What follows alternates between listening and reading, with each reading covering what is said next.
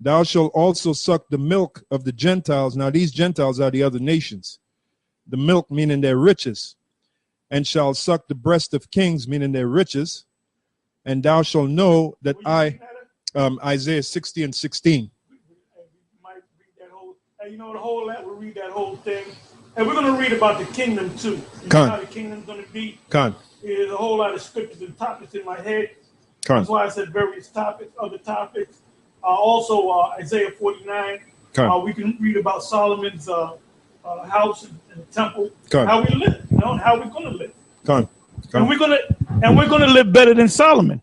Yeah. You know, we're gonna live better than Solomon. Yeah. And Solomon was Yahweh Shai. In the reincarnation, I'm gonna say like Mo. For the ones of you guys that don't think that reincarnation is in the Bible, that includes you, Dr. James White, and you, Ricard, the GOCC. Reincarnation is biblical, man. And you, William Bell. That's right. Yep, that's right. Yeah, that's pretty much it. I mean, basically, When you finish that, we'll go to Isaiah 60 and 1. Start from the top. Okay. Isaiah 49. This is the last verse. Leviticus 23 and 44. And Moses declared unto the children of Israel the feast of the Lord. That's it on that. So Isaiah 60, let's start from the top. Okay. The book of Isaiah 60 and 1. Arise, shine, for thy light is come, and the glory of the Lord is risen upon thee. Hold up. Just in case Dr. James White is listening, read that again, please. Isaiah 60 and 1. Arise, shine. By the way, Isaiah is what? A prophet, right? Right. What do prophets do? Prophesy. Prophesy. What does the word prophecy mean? To say before. Okay, good. Can it be 10 days before? Yeah, right? Yeah, it could be, you can, immediate prophecy can come to pass. Yeah. Like when the Babylonian kingdom came down, Mene Tekel, remember? Yep. That was a prophecy, but it was written on the wall, right. and he died, and he went down, or the Babylonians went down that very night. That prophecy took place in a matter of hours. There's some prophecies that take place in a matter of months, in a matter of years, in a matter of hundreds of years, in a matter of thousands of years. Right. So Isaiah, the 60th chapter, when did that take place? It didn't take place yet. Mm-hmm. So we're talking about 1,000 years, a couple thousand years in the future. So read that again, please. Isaiah 60 and 1. Arise, shine, for thy light is come, and the glory of the Lord is risen upon thee. So what does it mean, arise, shine, for that glory of the Lord is risen upon you? Who is it going to rise on? The children of Israel. It's not going to rise on Edomites. It's not going to rise on Moabites. It's not going to rise on Hamites or Ishmaelites or any other ite. It's going to be, the blessing is going to be on Israel. So when we read the rest of this book here, this chapter, it's applying to Israel. Yeah. You're not going to be in that number. That's right. That's right. For behold, the darkness shall cover the earth, and gross darkness the people. That's why people don't know what the hell's going on. That's why he got Jake said into the different black consciousnness movement. Somewhere in that's gross darkness. Yeah. All right. Yeah. They're into like this guy was doing a thing, Captain Zazariak with Sarnetta. So I think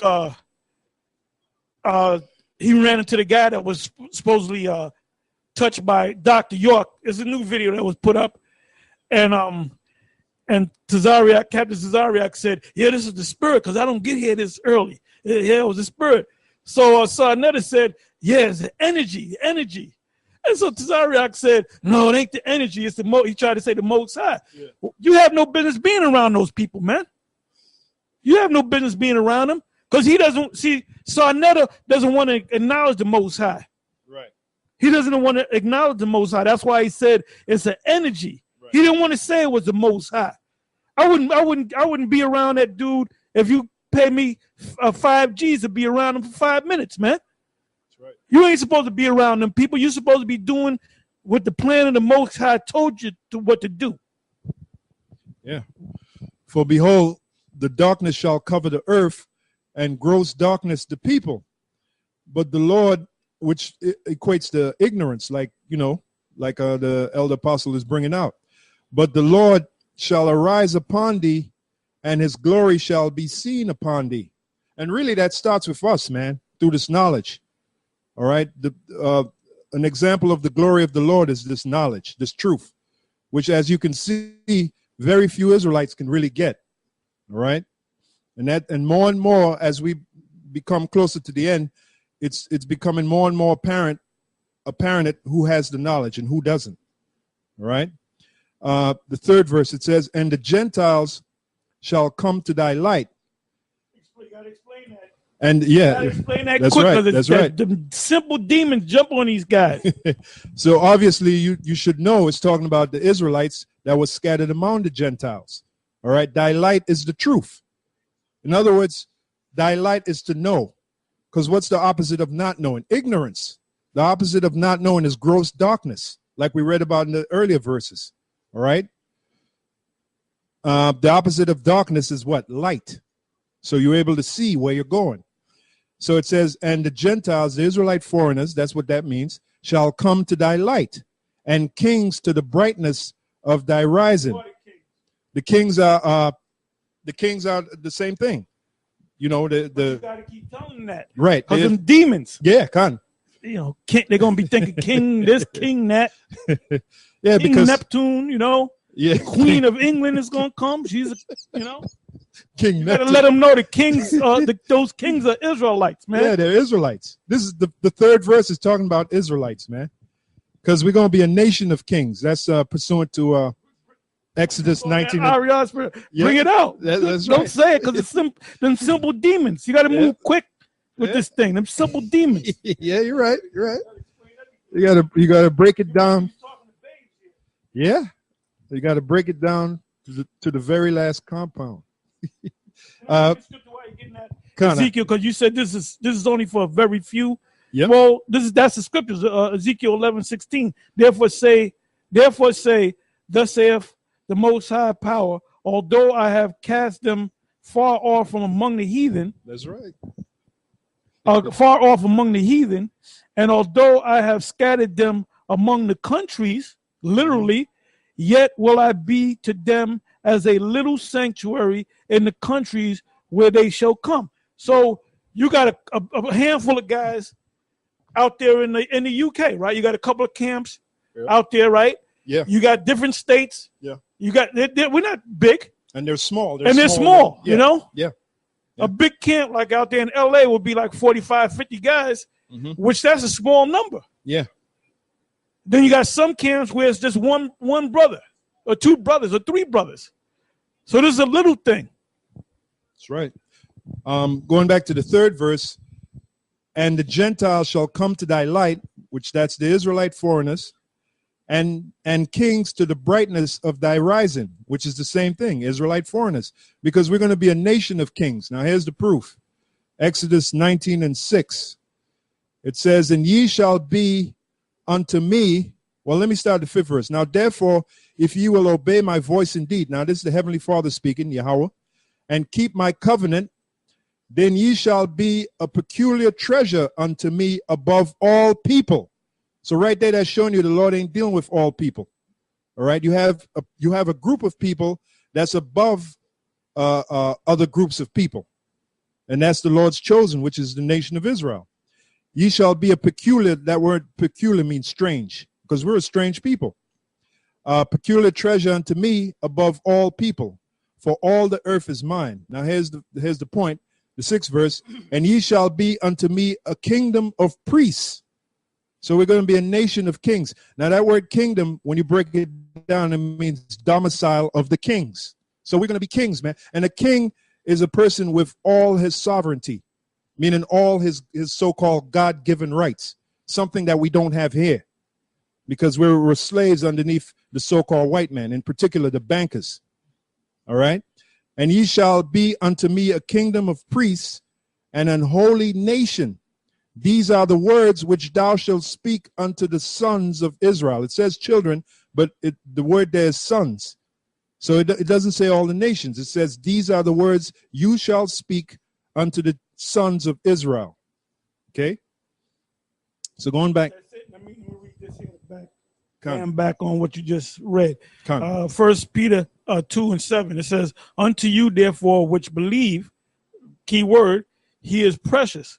But unto them which be disobedient, the stone which the builders disallowed, the same is made the head of the corner."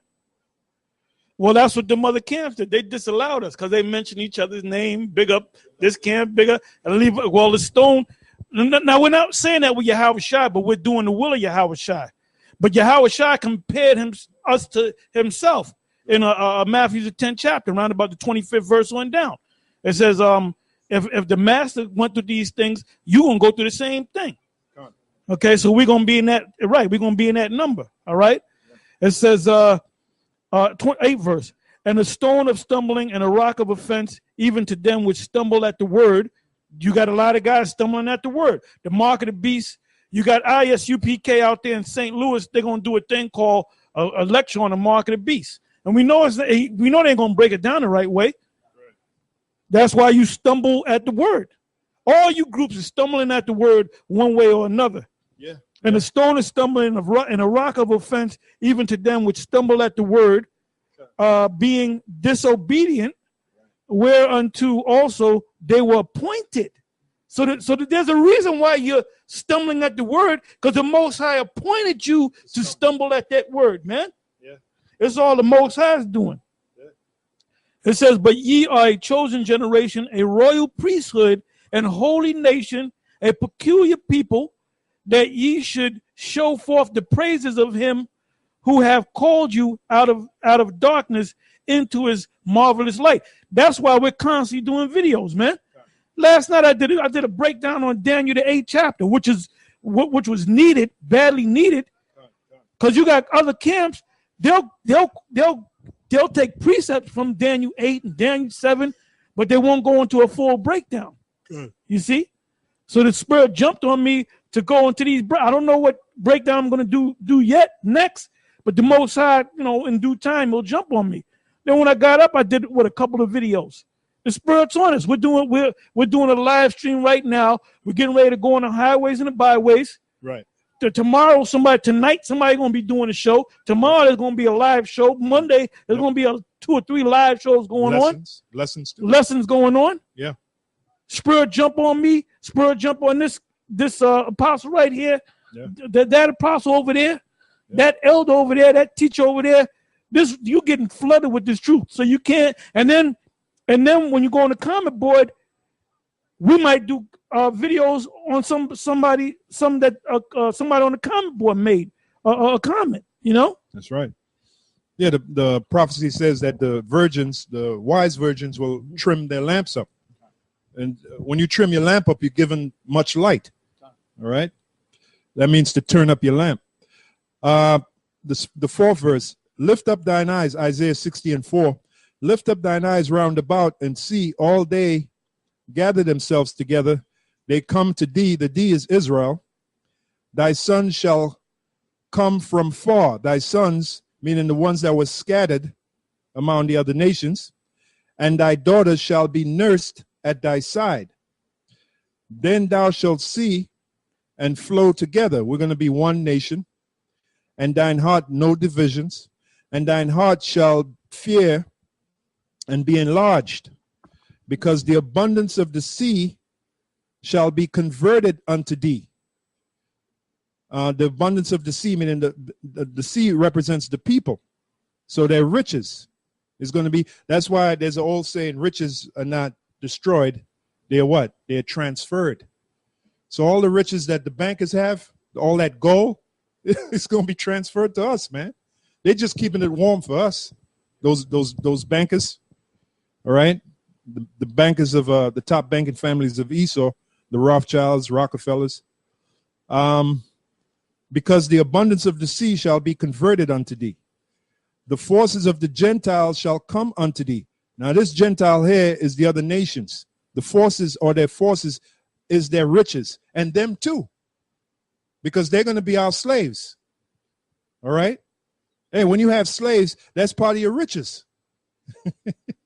Hey, to have slaves. Hey, the Lord said that we are royal people. Royal people have slaves, man, to do the menial labor. Okay? The multitude of camels shall cover thee, the dromedaries of Midian and Ephah.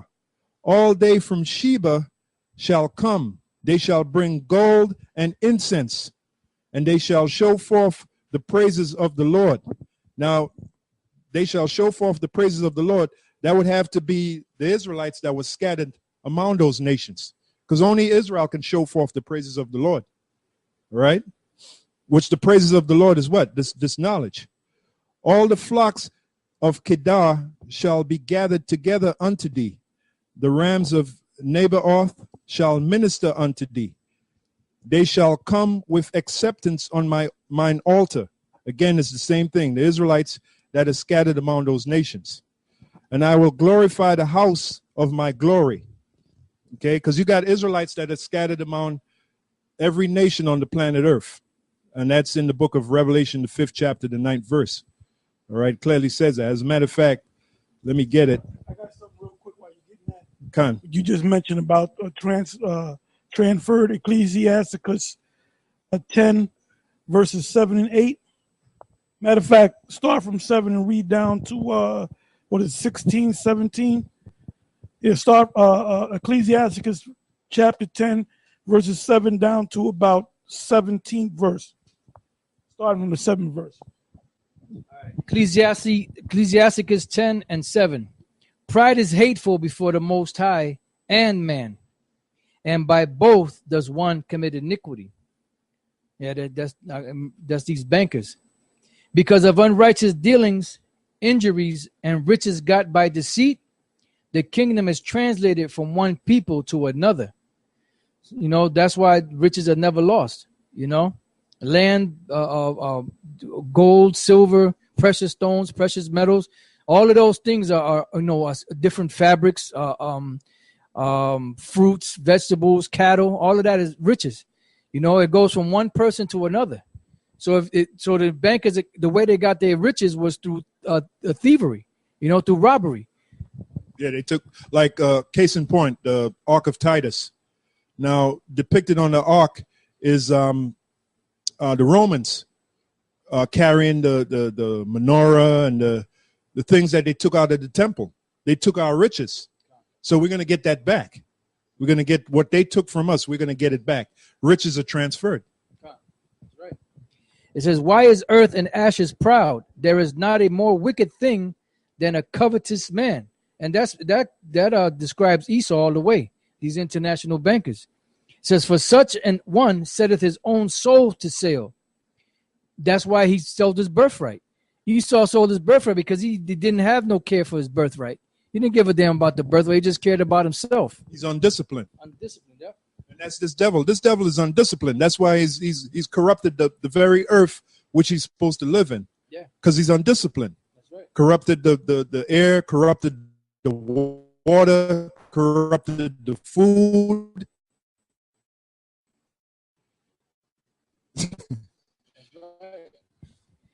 It says, because while he liveth, he casteth away his bowels. Within them living good, they don't give a damn about nobody else. They don't have remorse or mercy upon anybody. It says, the physician cutteth off a long disease, and he that is today a king, tomorrow shall die.